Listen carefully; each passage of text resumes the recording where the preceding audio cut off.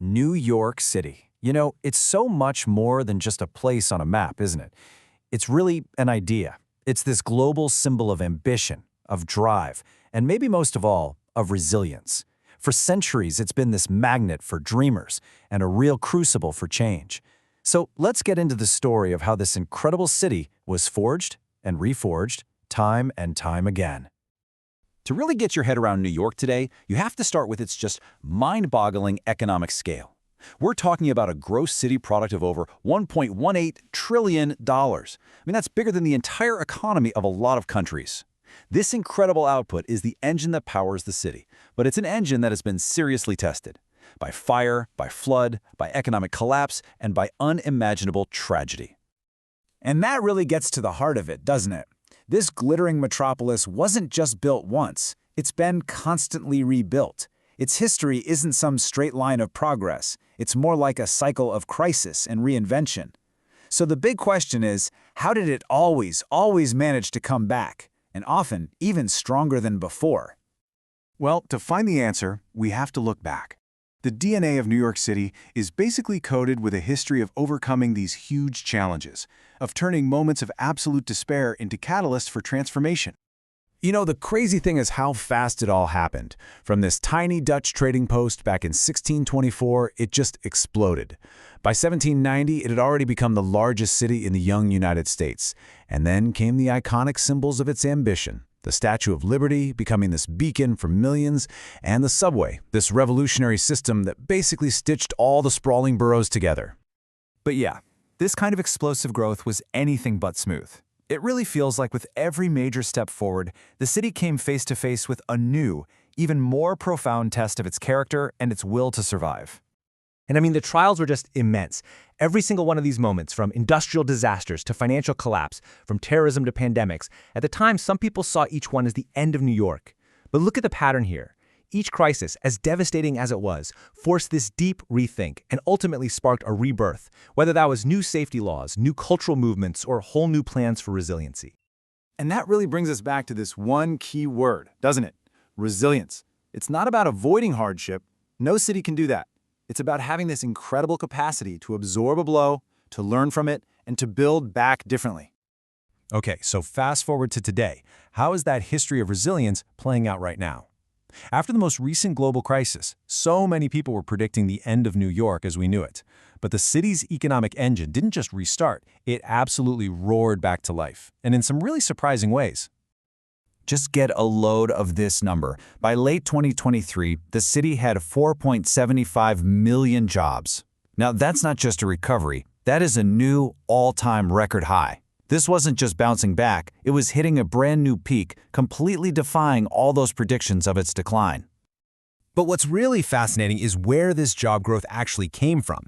See, the recovery wasn't just a return to the old normal. Healthcare and social assistance went through the roof, adding nearly 200,000 jobs. Professional and technical services also saw this massive growth, which really shows you a clear shift in the city's economic foundations. So what this all paints is a picture of the new New York economy. It's no longer just about the legacy sectors of finance and real estate. Nope. Today, it's this dynamic ecosystem. You've got the innovation boom in tech and life sciences, the rise of the green economy, and of course, the enduring power of its creative industries. It's all made the city's economy more diverse and, you could argue, more resilient than it's ever been. But, and this is a big but, this incredible comeback story has a flip side. It comes with a deep and persistent paradox.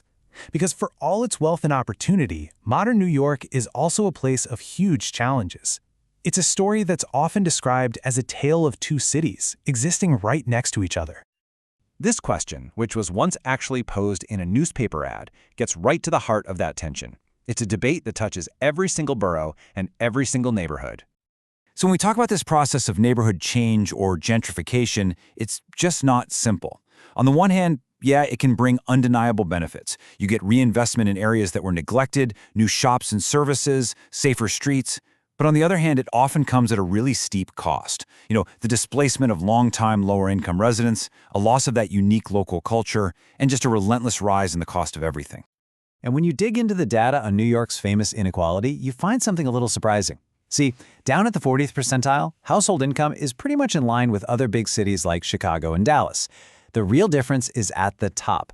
The story of New York's inequality isn't really that its poor are poorer, it's that its rich are so much richer. And of course, that massive income gap pours fuel on the fire of a severe housing crisis. It's a problem with a few different layers. First, for decades, the city just hasn't built enough new housing to keep up. Second, while over half the rentals are regulated, which is great for those tenants, the market rate rents for any apartments that are available are just astronomical. And finally, all of that leads to a critically low vacancy rate. We're talking just 1.4% in 2023, which means there's just this fierce, intense competition for any home that opens up. So, after going through this epic story of crisis and comeback and conflict, what's the takeaway? What can we really learn from the New York City experience? What is it that makes this city endure? Well, it seems to boil down to four big things. First, that resilience isn't an accident. It's literally forged in the fire of crisis. Second, the city's incredible diversity isn't just a social benefit. It's a powerful economic engine. Third, public goods, things everyone can access like the subway, the parks, the libraries, they are essential shock absorbers that help blunt the sharpest edges of inequality. And finally, the struggle for equity is constant. It's this permanent negotiation between the forces of growth and the need for affordability. So at the end of the day, New York is never a finished product. It's a city that's always in a state of becoming, defined not by any single moment in time, but by its relentless, incredible capacity for reinvention. Think about it. It is rebuilt from fires, financial ruin, and terrorist attacks. It has weathered pandemics and superstorms. The people who predict its doom have always been wrong. So, as it faces these modern challenges of affordability and inequality, the one big question that remains is this. For a city that never sleeps, what new reinvention is waiting just over the horizon?